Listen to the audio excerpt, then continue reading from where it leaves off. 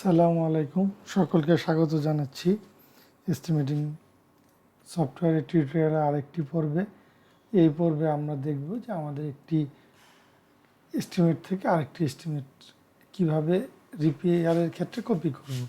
তো আমাদের repair renovation and maintenance ওয়ার্কের জন্য আমরা repair renovation and maintenance work অপশনে প্রবেশ করব। এখানে দেখা যাচ্ছে আমার দুটি কাজ করা আছে।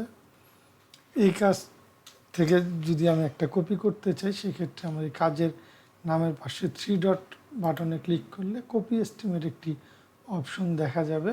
কপি এস্টিমেট অপশনটিতে ক্লিক করলে আমরা কাজটিকে কপি করে যে কাজে নিয়ে যেতে চাই সেই কাজের নামটি সিলেক্ট করতে হবে।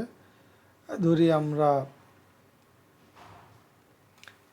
এই পুলিশ লাইনের বিভিন্ন ভবনের ছাদ ও ড্রেন পরিষ্কার করার কাজ যে আমাদের এই বর্তমান এস্টিমেটের ডাটাটি কপি করতে চাই, সেই ক্ষেত্রে হলে এখান থেকে কাজের নামটি সিলেক্ট করে দিব।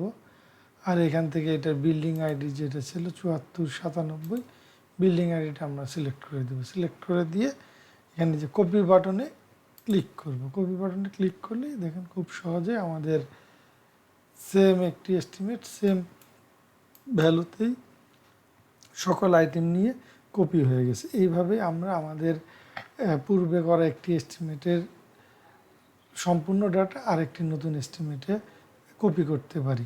সকলকে ধন্যবাদ। আসসালামু আলাইকুম।